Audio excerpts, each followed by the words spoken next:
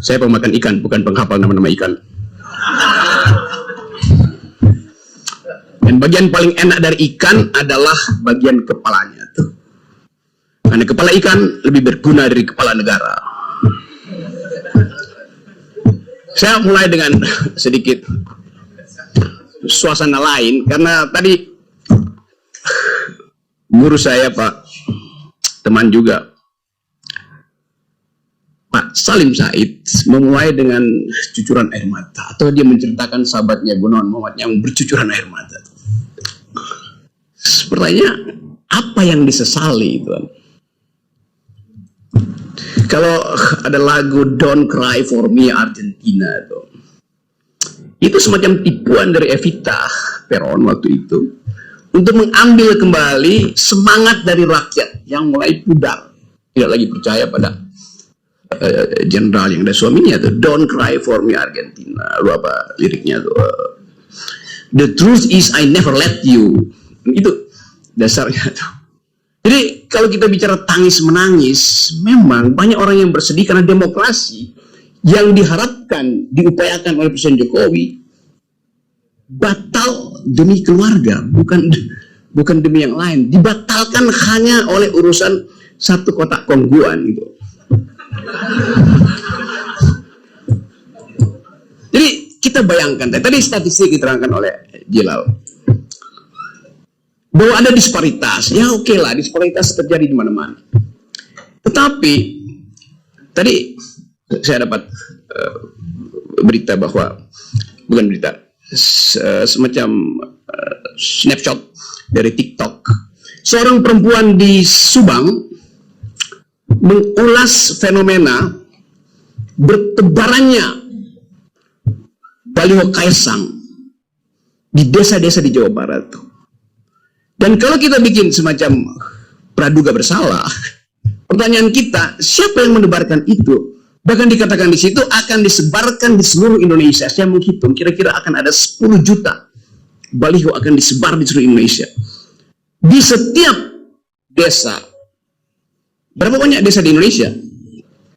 Ada berapa banyak? 400.000 ada? Oke, 30.000. Berapa? 74.000 lebih. 74.000 lebih, satu desa ada 20 baliho. Artinya ada kurang lebih 1,5 juta baliho akan dipasang di desa-desa. Dari mana uangnya tuh? Kalau satu baliho 100.000. Apakah PSI punya dana sebanyak itu? Partai Solidaritas Indonesia. Di mana dia dicetak sehingga tiba-tiba dalam 2 hari udah ada 1,5 juta itu? Ya pasti dicetak di Cina mungkin yang punya mesin itu. Dan siapa yang bayar? Itu masalahnya.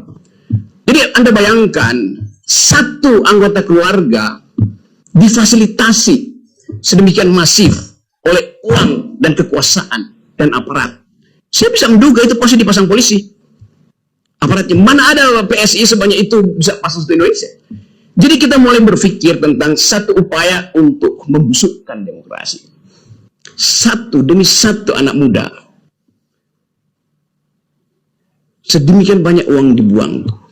Setiap malam pasti ada upaya memasang di semua desa baliho sang ketua PSI. Pada malam yang sama, ada 17 juta manusia Indonesia tidur dengan perut kosong. Statistik dunia bilang begitu. Kemiskinan di Indonesia, kelaparan di Indonesia tertinggi di Asia. 17 juta perut tidur dalam keadaan lapar setiap malam. Anda coba lihat kontrasnya. Kalau kita bilang bahwa ada kesempatan untuk mengharapkan kecerdasan, mengharapkan kemakmuran, yang diperintahkan oleh konstitusi pada setiap presiden cuma 2. Cerdaskan kehidupan bangsa, rawat fakir miskin. Presiden siapapun visinya cuma itu. Ngapain nambah visi itu? Yang cuma itu, rawat fakir miskin, cerdaskan kehidupan bangsa. 9 juta fakir miskin mau dikasih makan kongguan. IQ nasional kita sekarang tinggal 78. Cerdas di mana bangsa ini? Dengan 9 juta kelaparan per malam dan IQ 78. Mau ngapain dengan bonus demografi?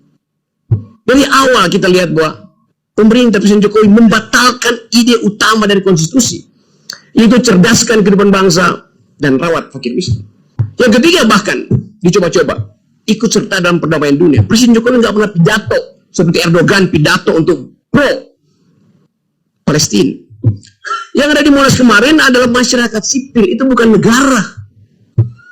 Dan impactnya Pak Jokowi bilang ya kami membela. Ya membela itu tahapan paling awal. Membela tanpa mengirimkan bantuan itu harusnya omong kosong ke Palestina. Korea Utara ngirim, bayangin, komunis bantuin Islam di Palestina. Dia kirim peralatan perang bahkan.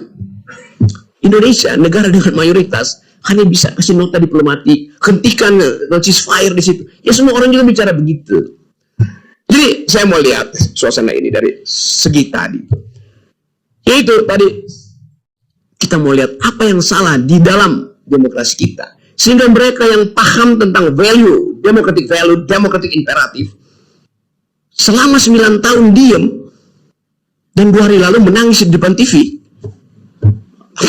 Apa nggak bego tuh? Ngapain nangis? Artinya dari awal dia tidak bisa mendeteksi bahwa dia membeli kucing dalam karung selama 9 tahun. Saya membeli kucing dalam karung dan saya nggak mau beli karena karungnya bolong. Dari awal saya tahu kucing mana yang ada di situ. Kan itu dasarnya gitu kan.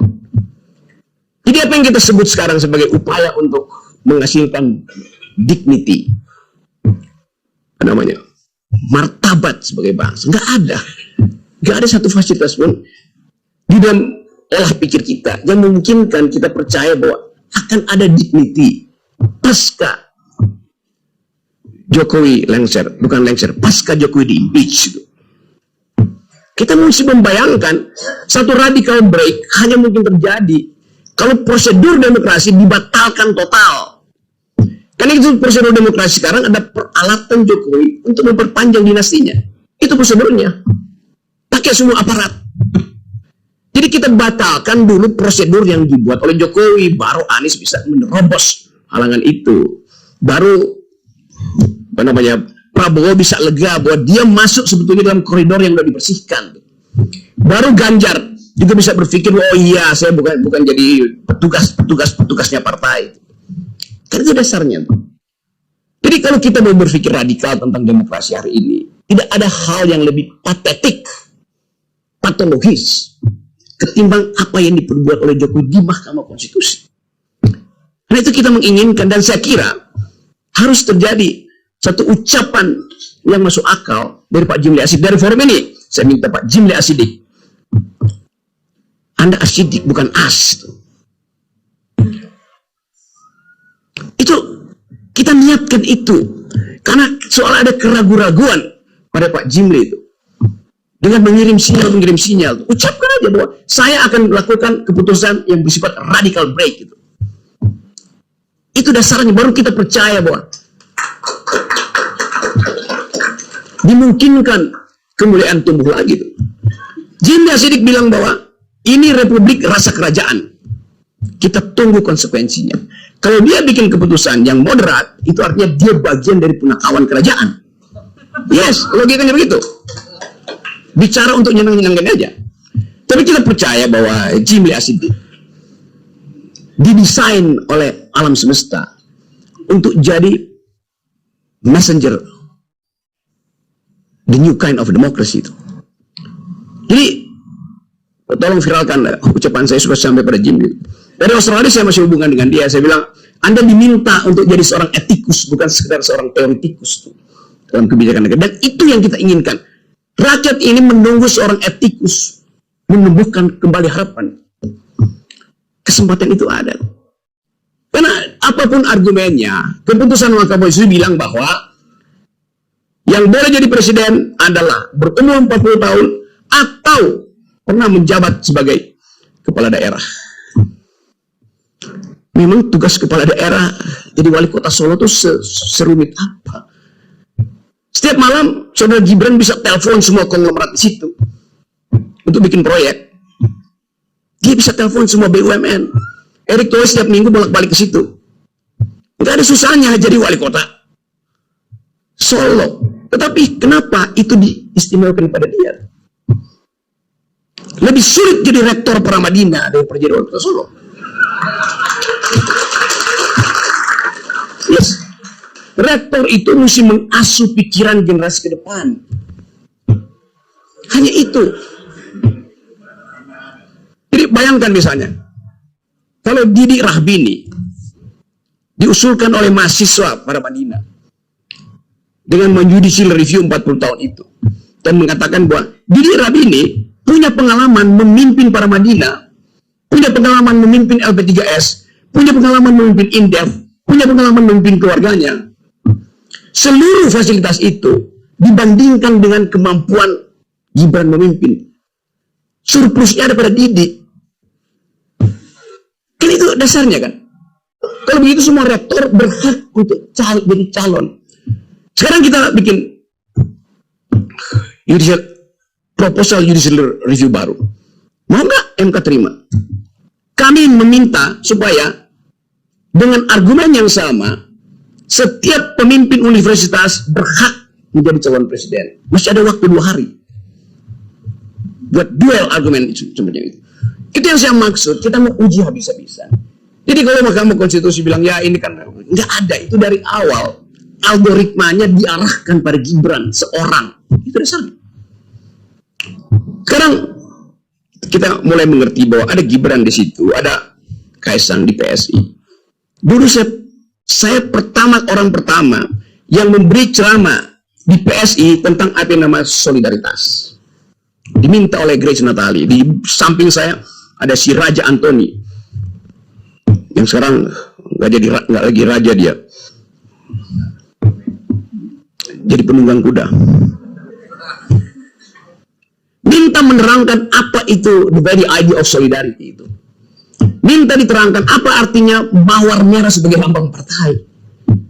Bahwa lambang solidaritas itu adalah lambang kesosialan manusia tuh. Lambang yang dimulai sejak kita mengerti demokrasi. Yaitu di suatu pagi di 1789 di alun-alun kota Paris, Raja Louis XVI diuji diktumnya oleh rakyat Prancis. Rajanya bilang bahwa mahkota saya dipasangkan oleh Tuhan dari langit, nggak mungkin jatuh dari kepala saya. Kata Raja Louis XVI. Raja bilang oke, kita uji. Ditaruhlah kepala raja di atas pisau gilotin, pisaunya dalam 2 detik. Bukan sekedar mahkotanya copot dari kepalanya, kepalanya copot dari badannya. Dari situ kita mengerti apa artinya demokrasi itu. Vox populi suprema lex. Suara rakyat adalah hukum tertinggi.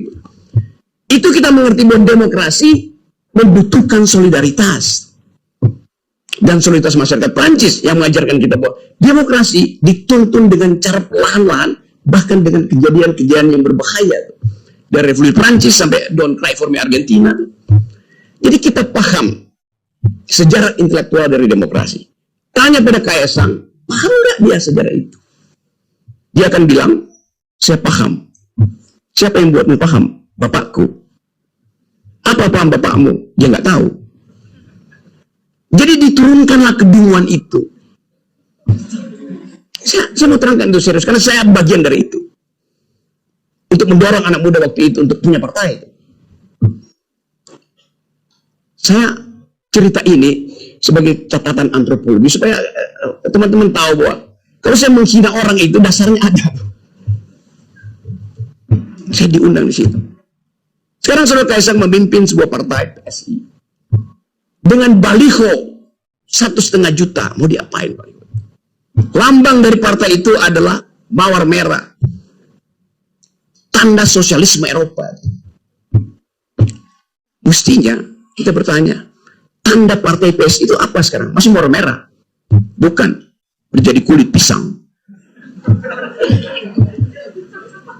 Karena Saudara Kaisang nggak ngerti mawar merah, dia ngerti kulit pisang. Sebagai pengusaha pisang goreng, Saya mau mengolok-olok itu dengan sengaja. Hanya dengan olok-olok itu, kita dibuka pengetahuannya. Yang saya sebut sebagai kemarin bajingan tolol, Jokowi bajingan tolol, sekarang saya olok-olok semua orang. Nggak ada artinya lagi dibandingkan dengan kemarahan publik hari ini yang setiap hari menghina, menghujat Presiden Jokowi, dan itu dianggap sebagai biasa, yang mesti dihina, dihujat.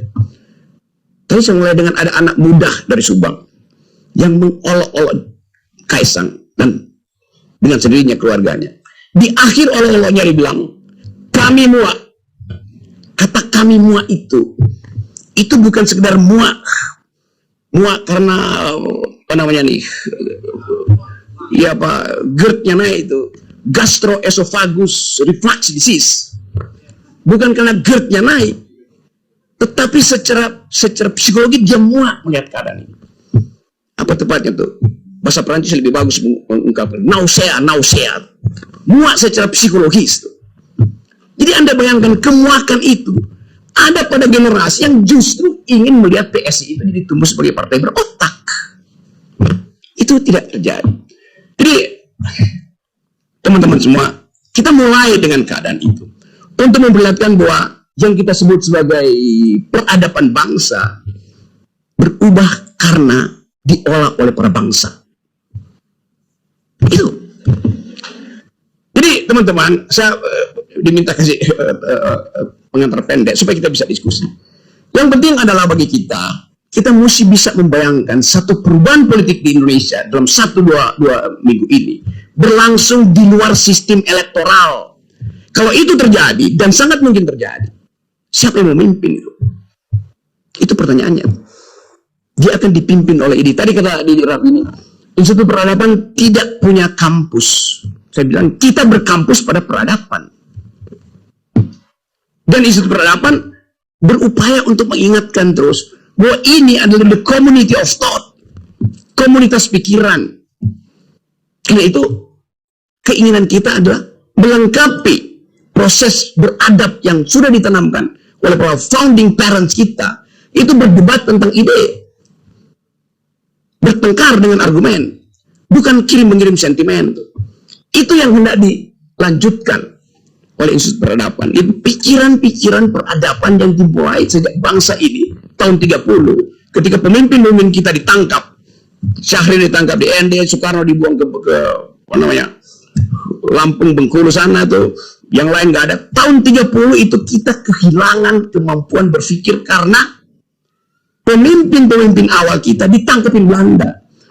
15 tahun kemudian mereka bertemu lagi di Jakarta dan memulai upaya untuk memikirkan bangsa, menghasilkan perdebatan bermutu, konstituante. Itu perdebatan luar biasa bermutu.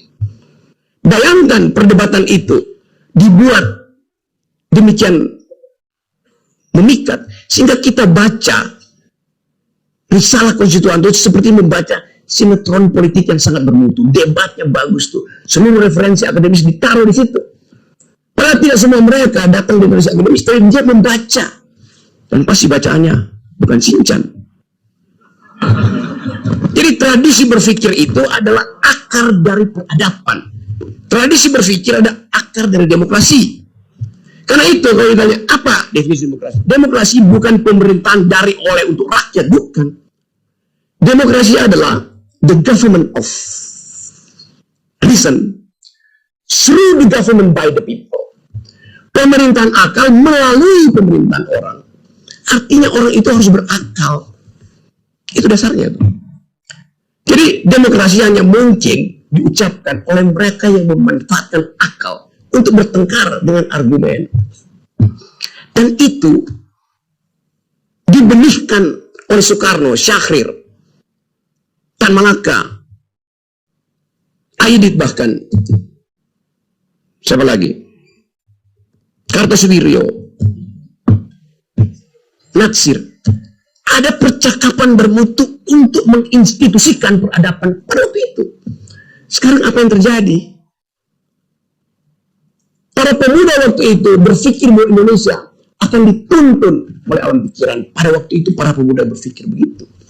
Karena itu Bung Karno mengatakan, beri saya 10 pemuda, saya akan guncang pikiran dunia. Dan itu yang dipakai oleh Pak Jokowi. Saya beri 1 pemuda, saya jadikan dia wapres. Masih logik gitu, Pak.